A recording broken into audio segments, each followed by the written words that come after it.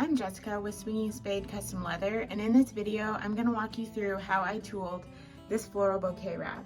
This is for a bridal bouquet, and it's a great project for both beginner and advanced leather crafters because all you need is a piece of veg tan leather and your carving tools. No sewing is required unless you want to line it. I didn't line this one, it's just the rough side of the leather on the back, but if you do want to line it, add a stitch line. That can add one more element of interest. This makes a really good handmade gift for a bride, or you can offer it as a custom ordered item. Where this F is in this diamond is left blank in the downloadable pattern, which is available at swingingspade.com. So you can add an initial, you can add a brand, you can add dates.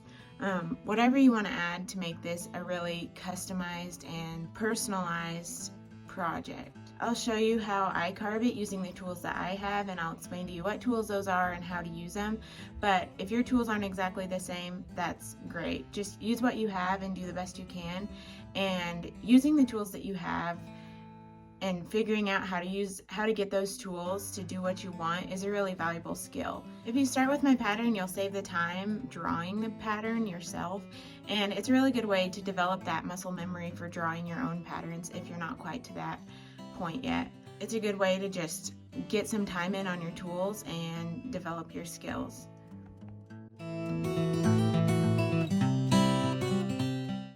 So I have my bouquet wrap pattern here.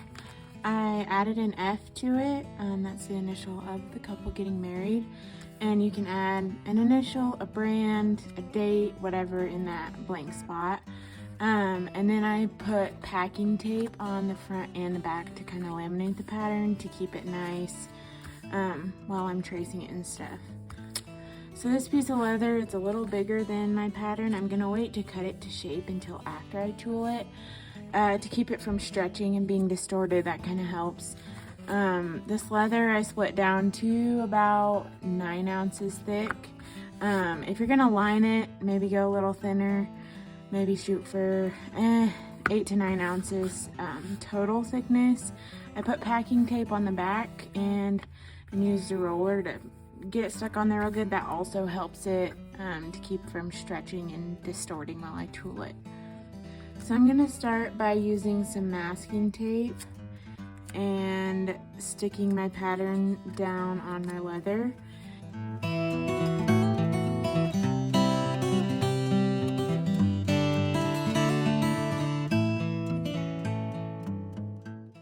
My pattern taped down, and then I'm just gonna take a stylus and I need to trace around the perimeter and all the lines.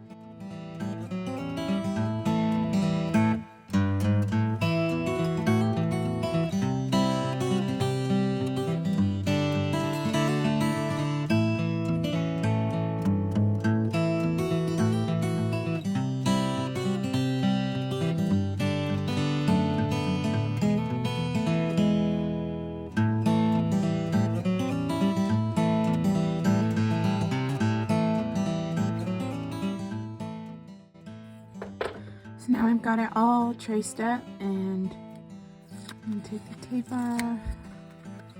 This leather was cased up all night last night. Some people like to just use a spray bottle or a sponge and wet it down quick and then get to work on it, but I prefer to case it up overnight. I like to get it fairly wet, put it in a plastic bag, leave it overnight, and then the next day go to work carving it. I just like the way that it tools better that way, but whatever you prefer is great.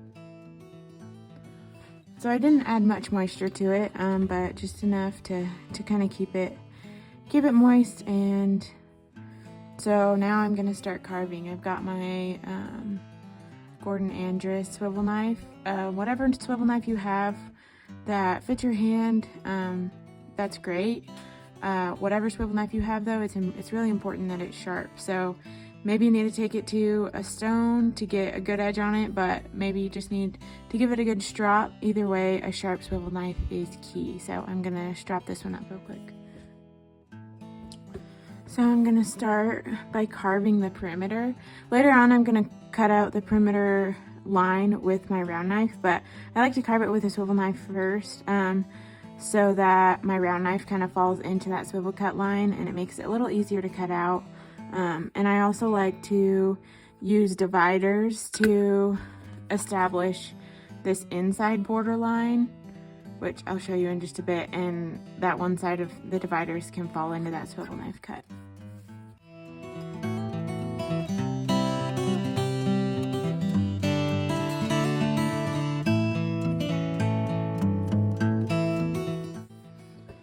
So now I've got my set of dividers, and I'm going to set these to the width of this outside border.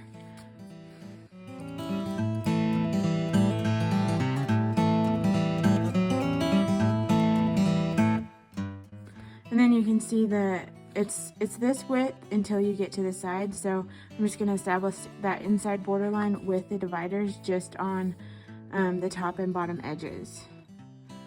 And see, this little sticker goes over that border line, so I'm gonna allow some of these elements to go outside of the border. So the border is pretty much going to be going under, like this flower right here and that sticker right there.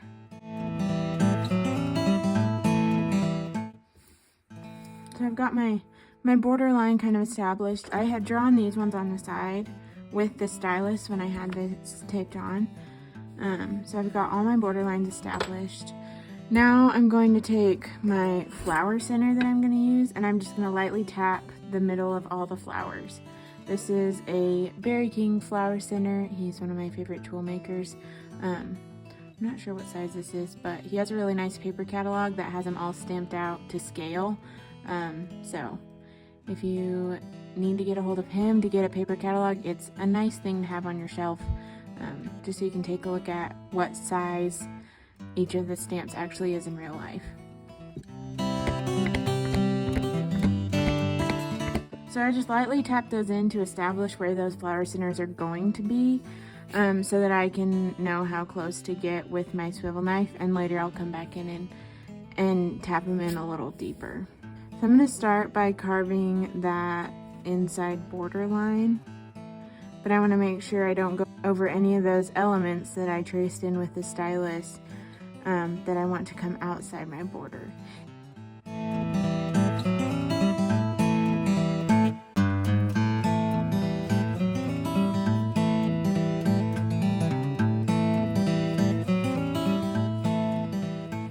So now I'm gonna carve out this little squiggly diamond shape. Once again, I have some elements that are kind of going on top of it, so I just want to make sure not to carve through those.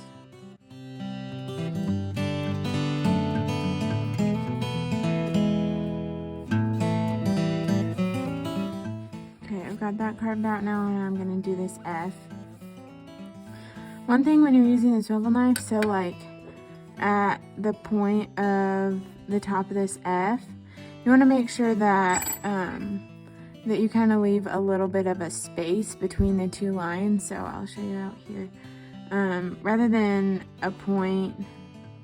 carving a point all the way where they meet, you want to leave a little bit of a space, kind of like that, because on this one, once you bevel it, it's going to create a little tab right here that'll want to lift, where this one, it's not going to look like they're not connected, but it's just going to keep that tooling together for longer. So on all these points, whether it be the end of a sticker like this, the end of a scroll, if you have pointy flowers, the end of the flower petal, or the end of these lines on the F, that's kind of what you want to do.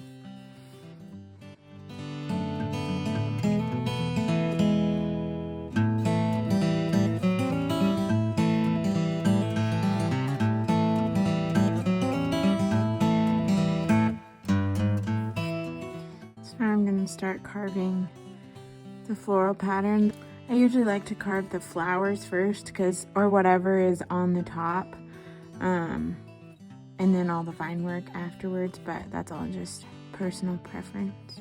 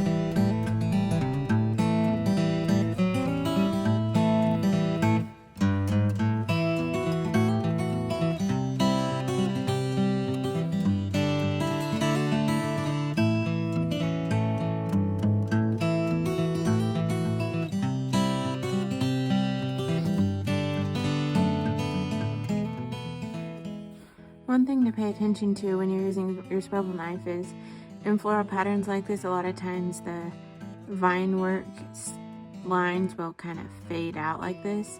So as you don't want that to end in like a full stop. You want to kind of fade that out. See, this line kind of fades out. This line kind of fades out. So a lot of times in vine work, there's going to be a lot of that fades out like that.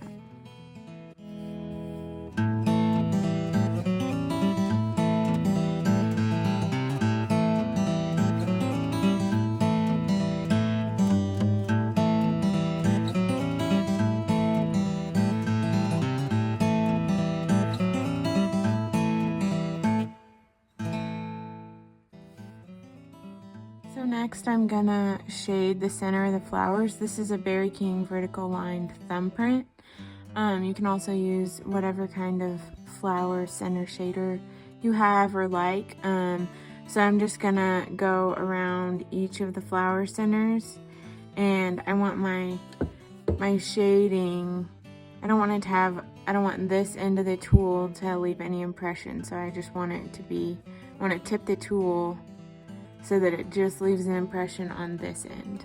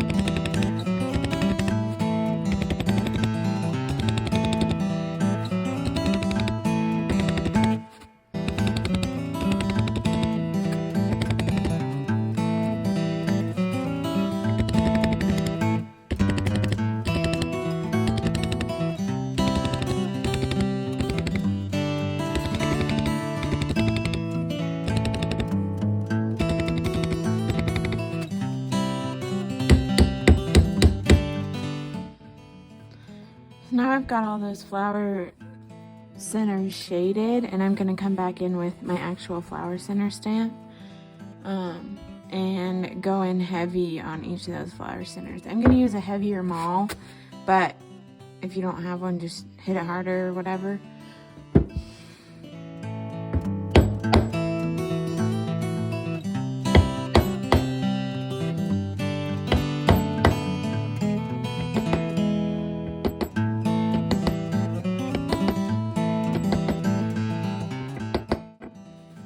That color that you can see in those flower centers and that shading, that's why I really like to case my leather overnight before I start carving it, because I feel like I get better burnish. That's what that color is called.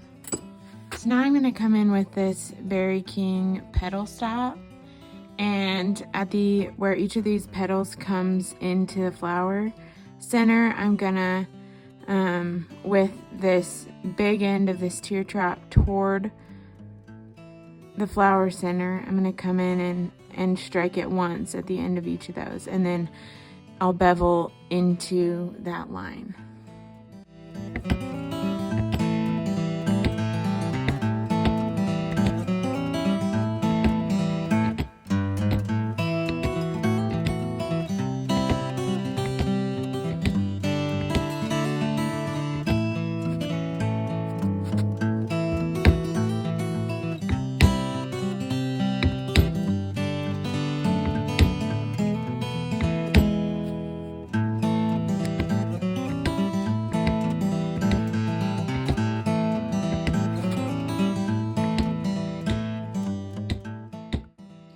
Now I'm going to start beveling. First I'm going to start with a round beveler. This is the little round beveler that I made. It was a different kind of tool, and I just took a Dremel and then a file and then some sandpaper to it and made it in this shape I want. You can buy round bevelers probably from anybody, but they're really handy to have. So I'm going to, with this small round beveler, I'm going to go into each one of these little dips in these flower centers or flower petals.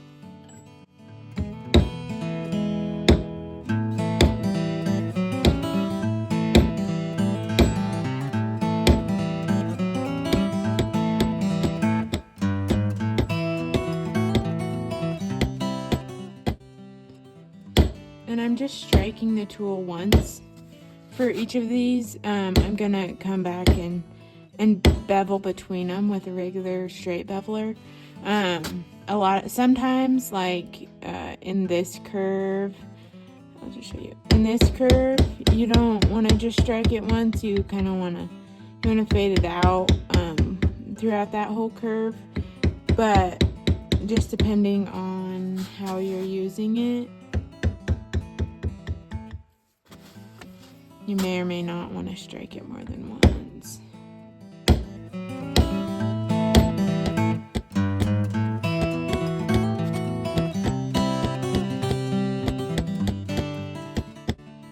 And I'm doing all the ones that I can see from this side first, and then I'll turn it around and do all the other ones.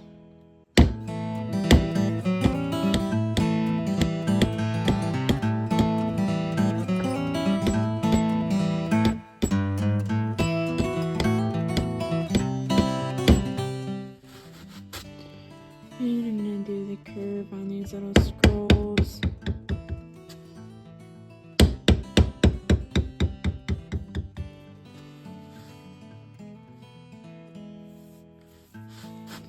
Then turn it around and do everything that I can reach from this side.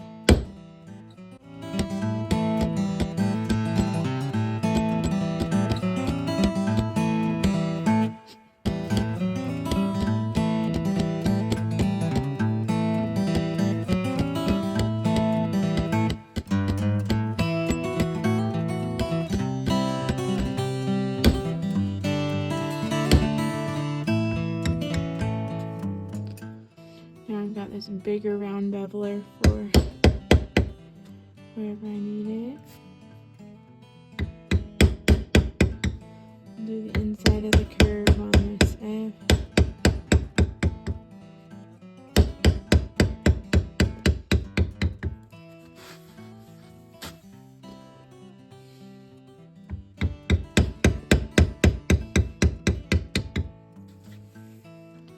Now I'm going to come in with this straight Berry King regular checkered beveler.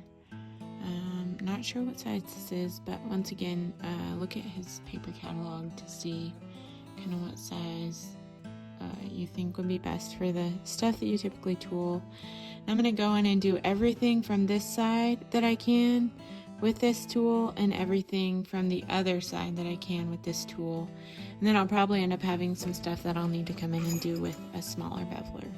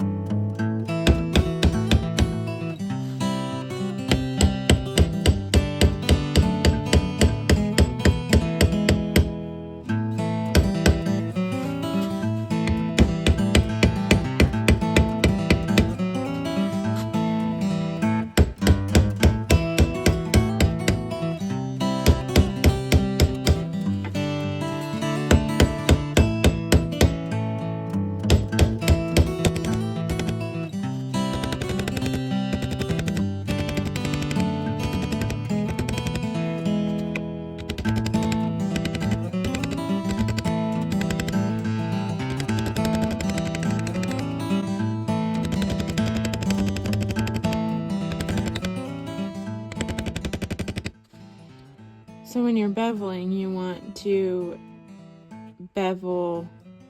be smashing down whatever is behind. So this area of the inside of this diamond is behind the F and behind this diamond itself. So I'm smashing that down, and I'm going to be smashing down what's behind the F.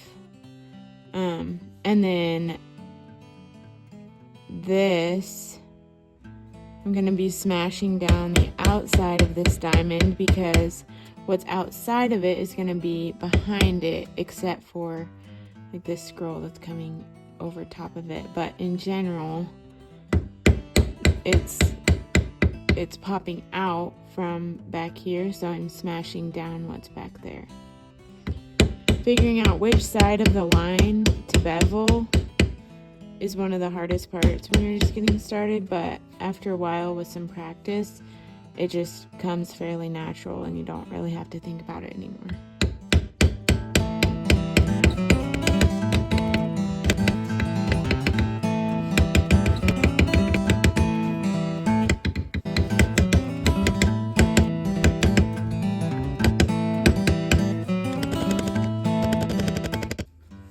When you're beveling or using any tool that you're moving as you're striking it, I find that it's easiest to hold the tool like this and have this ring finger really close so it's touching the leather while I'm using the tool, and then this pinky finger, I like it to be resting on the leather so that it stabilizes the tool as I'm moving it along.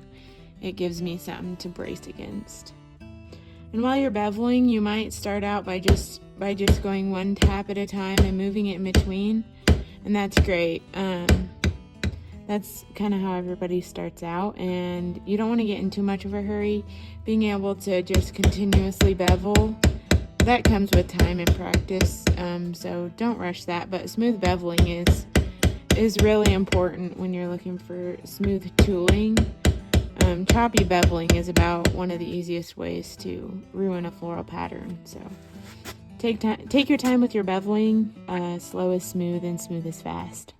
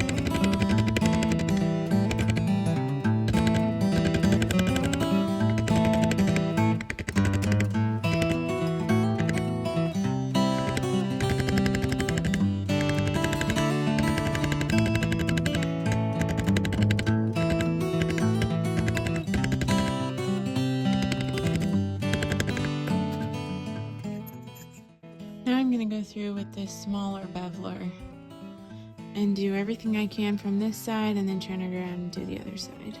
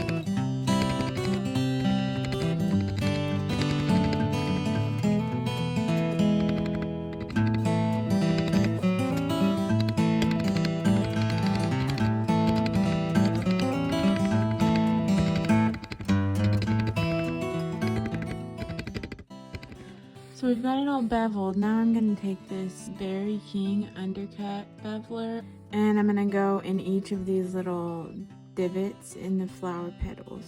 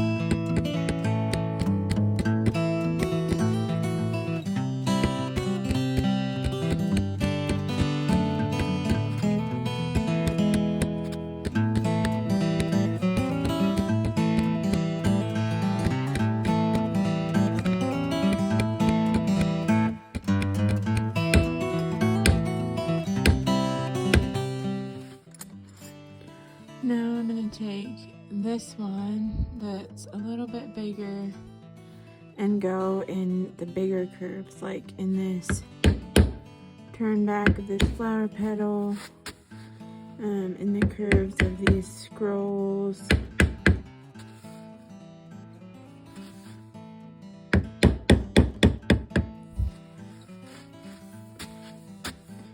And this turn back.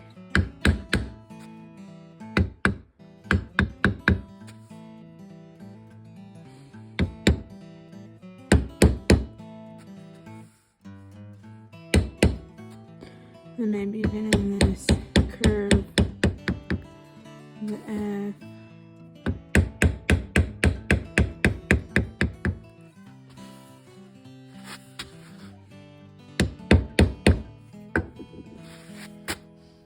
So now we're going to do the background. On this one, you could use a bar grounder or a matting tool. Lately I've been doing a lot of bubble backgrounds. So to do that, I just have this set of graduated cedars. I'm not sure what brand they are, but you can get them from a lot of different places. So I'll start with the biggest one, fill in whatever background I can with it, and just work my way down. So I'll start with this one.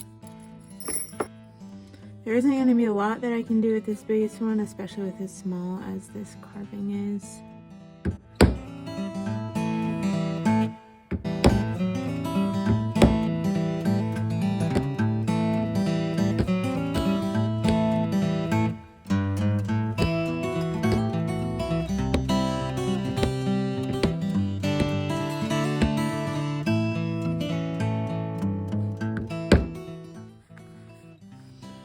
So that's probably about all I can do with that biggest one. So I'll go ahead and move on to the next one.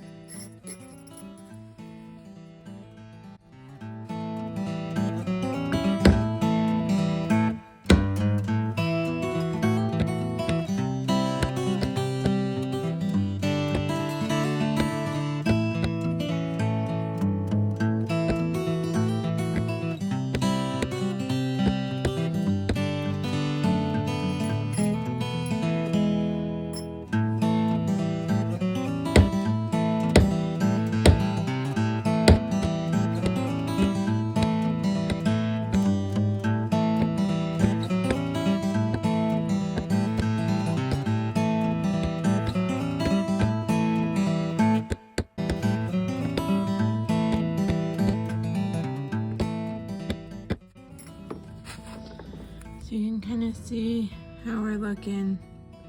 I've got 3 of the biggest ones done. I've got a couple more smaller ones, so you want to try and not overlap the bubbles if you can avoid it. But get them touching, because space between them makes it really hard to get all the background filled in.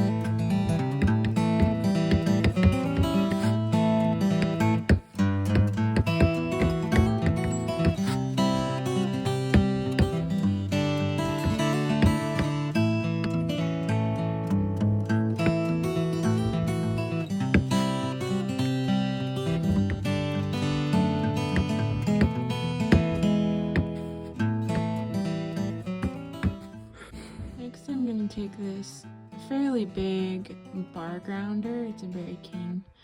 And I'm just going to add a little bit of a shadow on the inside of this diamond. So I only want this end of the tool to leave an impression. I don't want this one to, so I'm gonna tip it this way as I strike the tool going around the shape. And when I get up against this F, I want to be sure not to tip it however it needs to be so that I don't get any impression on the F, hopefully.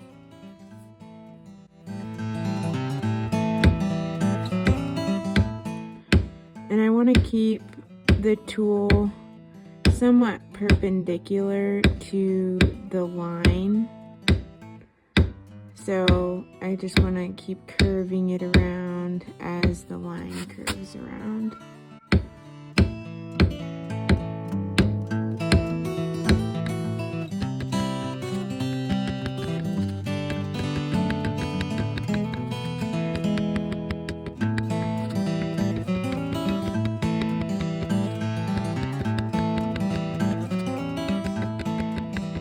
Next, I'm going to be shading the flowers. I'm mostly going to be using this Berry King smooth thumbprint, and when I use a thumbprint, I don't hardly ever want to make just like a single strike of the tool. I usually want to be striking it and walking it along to make a smooth line, similar to a beveler, because I want that shadow to be kind of consistent. So this tool has a fatter end and a skinnier end, so depending on kind of the lobe of the flower petal size, I'll use one end or the other. So on these front petals where the lobes are a little bigger, I'll probably use that fatter end, and like on these back petals where the lobes are a little skinnier, I'll probably use a skinny end, and on some of them I'll probably even use a smaller thumbprint. This one I made from another tool. I don't know what it was, but it's just a little shader guy. You can probably buy some this size, but making them yourself is not that hard. So just play with your tools and figure out how to get them to do what you want. So I'm going to start with this bigger one. I'm going to start with the fat end and do as much of the shading as I can, and then switch to the skinny end and do as much as I can with that, and then switch to the smaller shader and do the rest. So I'm going to tip the end that I want the impression. I don't want, if I'm using this end for the impression, I don't want this end to be touching the leather when I strike it. So I'm going to be tipping the tool to get it to make the impression that I want.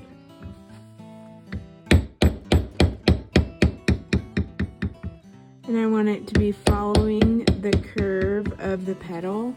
So all of my shading, I kind of want to end up pointing toward that flower center.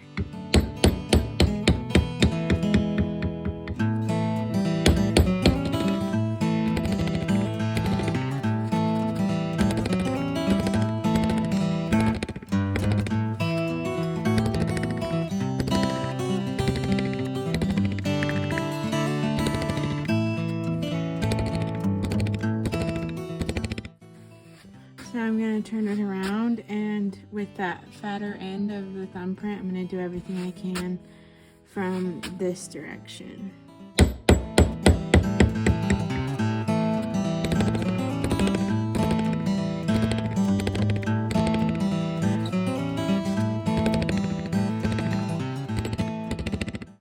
Now I'm going to turn my tool around and use that skinnier side and do whatever I can with that.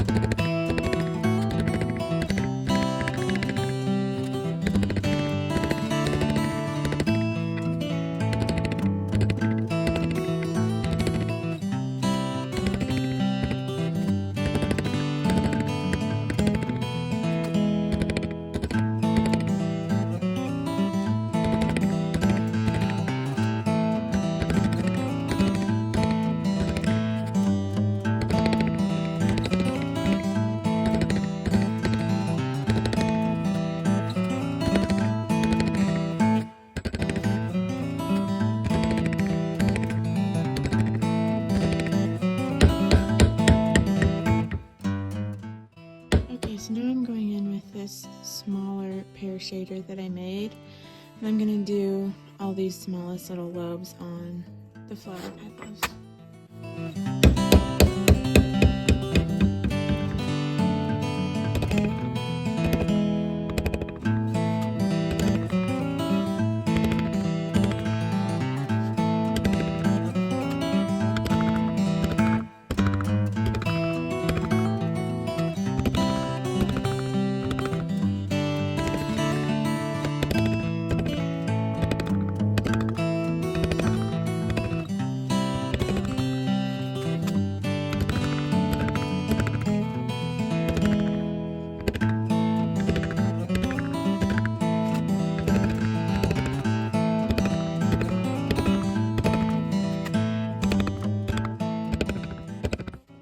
And with this small one, while I've got it, I'm also going to do the corners of this little diamond.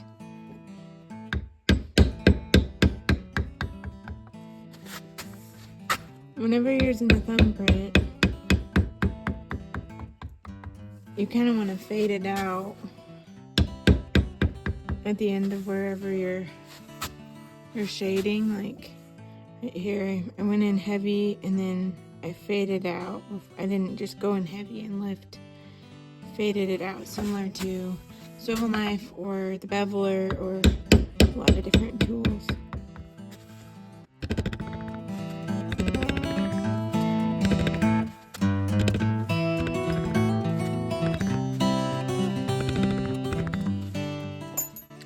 So now I'm going to come back in with this bigger Berry King thumbprint again, and I'm going to shade all the vine work. So yeah, I want to try and move the tool so that it makes smooth, long impressions and kind of follow the curve of whatever it is that I'm shading. So as I go along this stem, I want to kind of curve it around as I tap it and move it.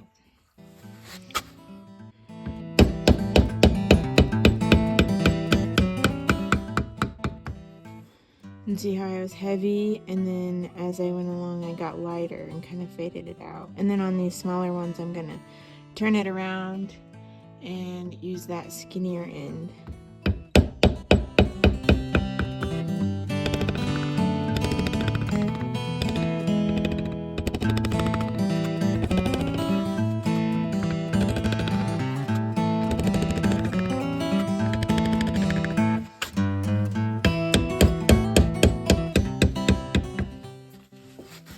And there's not really one right way to shade all these elements. Everybody kind of has to develop their own style. It's really helpful to kind of copy what somebody with experience does to start out and figure out how that feels, and then you can kind of change it to make it suit your own style as you get more experienced. I'm gonna add a little deeper shading here around these flowers, kind of like I did here. To kind of accentuate that these vines are going behind the flowers.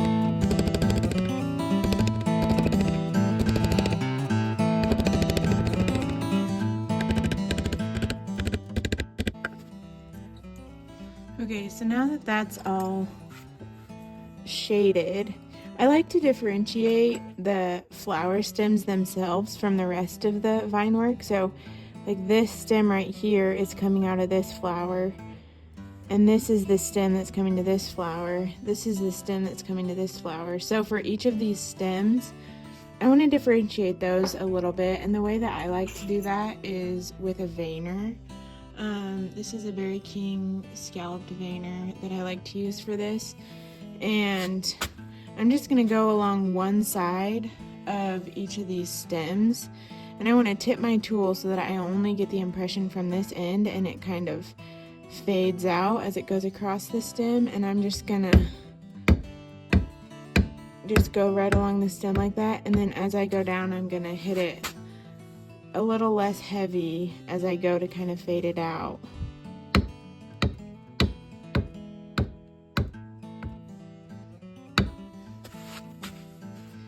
Just go around and do that with each of the stems. So this stem is coming out of this flower. I go on this side of this one. This side of this one. So that adds a little bit of texture and flow and movement to my design, as well as just differentiates those stems from the rest of the work. So now if you want, you can add a little more texture with mule's feet or whatever. I'm not going to, because this pattern is pretty small and there's already a lot going on, so I'm just going to go ahead and go in with the swivel knife and add some decorative cuts. So make sure. Alright, my swivel knife's all strapped up, so I'm going to start on these flowers. The way I'm going to do these is just like with a lot of swivel knife cuts, especially with decorative cuts. You want to go in heavy. I'll show you on this corner. You want to go in heavy and then fade out as you go. So that's what kind of my decorative cut's going to look like. No matter the shape, they're going to go in heavy and fade out as they go. So on these flowers, what I'm going to do is I want my cuts to follow the curve of the petal. So I'm going to go in heavy here on the middle part of the petal and then follow the curve out towards the outside and fade it out as I go. And so depending on the orientation and the size of the petal, I'll probably mostly do 3 cuts on each petal, but just kind of play with it. And a lot of times with decorative cuts, more is less. So they do add a lot, but adding too many can kind of muddy up a design. So you want to be, it's kind of a balance. Maybe on this front petal I'll add a few more because it's a little wider.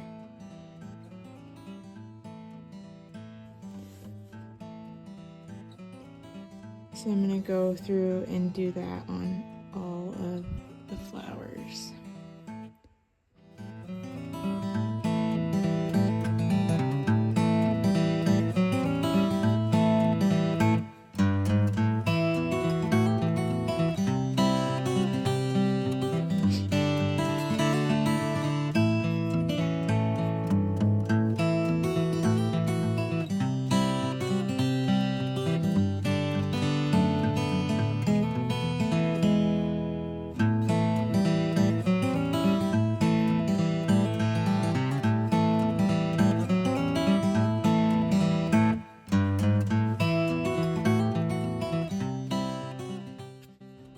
So now I've got all the flowers, decorative cuts done. Now I'm going to come in and do all the vine work. And with the vine work, I typically just kind of go parallel on whatever the lines are of that specific vine. So this one I'm just going to go right down the middle of kind of that where I shaded. And on all these, you want to go heavy and light, heavy to light, and then and you just want to kind of respect the curve of whatever it is you're adding the decorative cuts to. And these decorative cuts are, everybody kind of does them their own way, so just play around with it. Find what works for you, what style you kind of like, and roll with it. And the more you do it, the more you'll kind of develop your own style.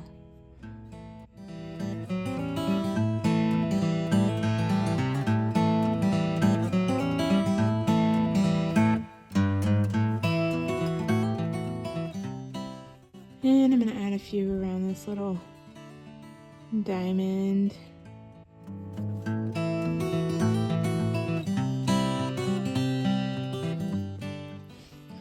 And a few on this F.